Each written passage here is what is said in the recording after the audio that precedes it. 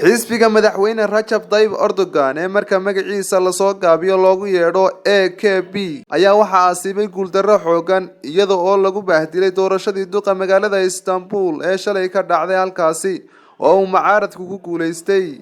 falanqeeyayaasha siyaasadda ayaa rumaysanaa in madaxweyne Rajab Tayyip Erdogan uu ciyaarayo khamaar siyaasadeed markii uu amray in doorashada Istanbul dib loogu noqdo, waxaana dhacday sidii ay rumaysnaayeen.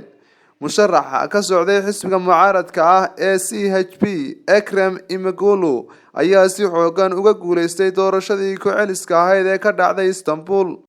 İmamoğlu oo ah 49 jir ayaan si wanaagsan looga aqoonin siyaasadda waddanka Turkiga, balse waxa uu ka badiyay isla markaana uu ka guuleystay musharaxii ka socday xisbiga talada haya ee AKP, sidoo kalena ah ra'iisul wasaarihii hore Binali Yildirim. waa markii labaad ee uu İmamoğlu ku guuleysanayo doorashada duqa Istanbul kadib markii ay guddiga doorashooyinku diideen natiijada doorashadii Istanbul ee 21 bishii Maarch.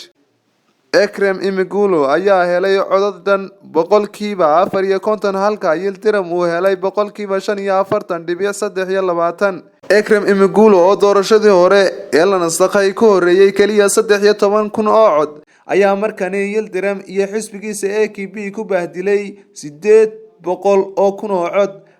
dhaqaalaha dalka Turkiga oo aan wanaagsanayn iyo sicir barar oo aad u sareeya ayaa la rumaysan yahay inay sababtay guuldarrada xisbiga talada dalka haya ee AKP. Abubakar Farxaan Cabdi Rooble, Abubakar Abka, wararka Raya TV.